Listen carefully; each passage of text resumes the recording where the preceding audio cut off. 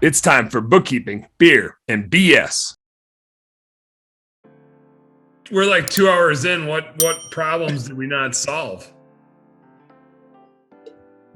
The ones that we save for next How time. do you find good employees? You just the garbage. you just hand out business cards at restaurants when you go out to eat. Oh, well, so okay. Joking, but I need to do that.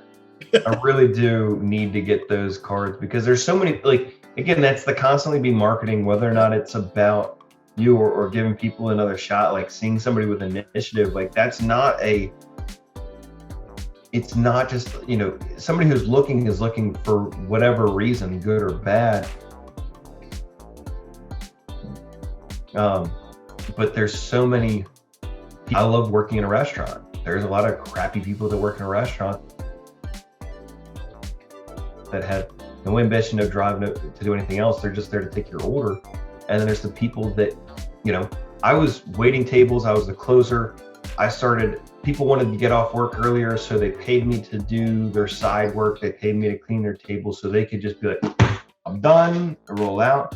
And I was making extra like $3 or $4 grand a year, which back then was like, yeah, so much extra money.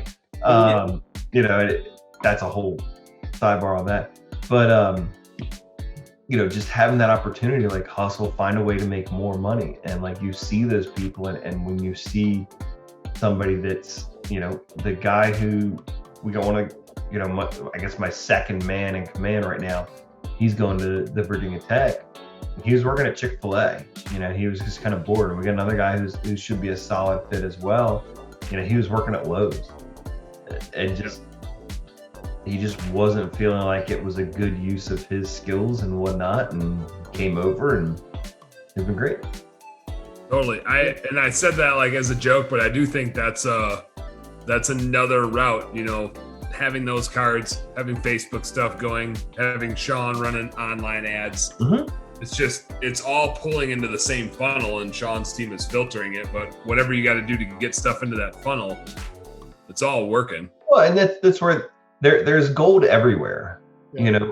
There's value in every possible pool that you're looking at. It. Some pools will have more value, will have a better overall result, but that doesn't mean that you can't throw a job post up on Craigslist and find a good hard worker. The guy who worked for me for 3 years, he was a workhorse.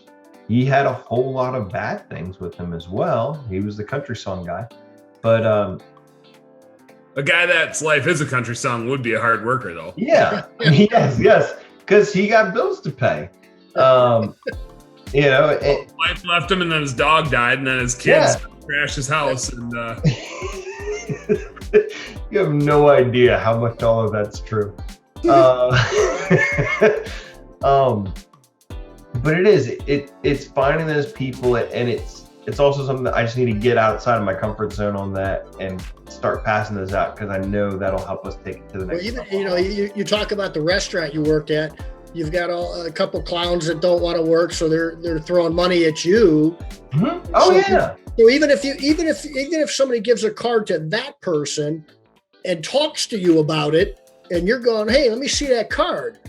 Yeah. Now that's how a lot of that happens too. So it's always just getting out there, throwing it. I've never was very successful at stressful times, at difficult times, when I was worried, staring at the wall. And I've done that. I've stared at a wall. I have been worried, wondering or not if my business was going to make it at times. But when I got on a phone, when I emailed, when I talked to people, when I just got in front of human beings and dealt with things, all of a sudden magic happened.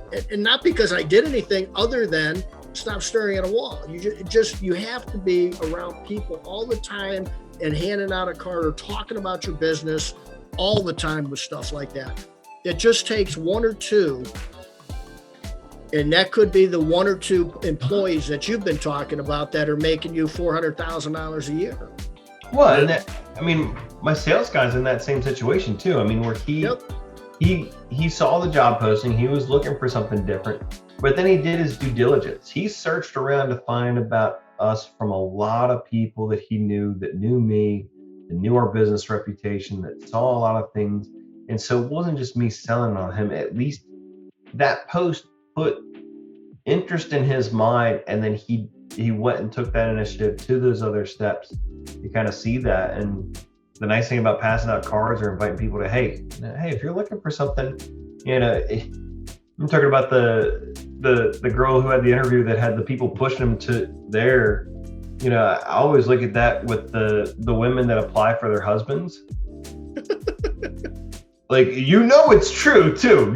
It's so true with those ones. Like, let's be honest, ma'am. What's your name? I'd like to hire you. Like, I'm sorry that Johnny's a lazy punk. You clearly know how to get stuff done and can take care of digital communications and whatever else. Office manager. Yeah. Yeah. I mean, and that's where it's like, hey, I definitely don't want the guy that his wife has to apply for him. I want her.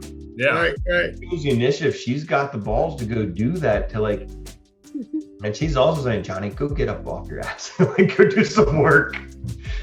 So I like, so back to the business cards, I like them in that you can print off a bunch of them, and it doesn't have to be you passing them out. Your sales guy can be passing them out. Your whole team can be passing them out, because then they're incented to look for people who they would want to work with. Mm-hmm. And you can, obviously you can afford to pay them a lot of money if they bring in an applicant, like somebody that sticks for a while. We had an incentive program where it was like, if the guy makes it through a month, you get $100. If he makes it 3 months, you get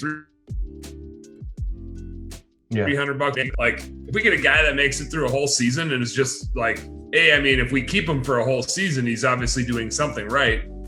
We would pay $1,000 for that guy over and over and over and over and over and over and over again. So it's cool to be able to put that money into your employees' pockets, because they're only going to make that money if they stay too. And all of a sudden now you have like 2A players that have been around for a long time that are like working with each other because they were the reason they're both there. So there's a lot to be said for that. Hey, what's up, business nerd? Thank you so much for tuning in. I hope you learned a heck of a lot watching that episode. Do me a favor, subscribe right down here. And if you really like what you saw, you got more goods right here. Check out this one, or check out this one, and do this. Go subscribe. Appreciate you. Work smarter, work harder, go earn yourself some pride. Catch you on the next one.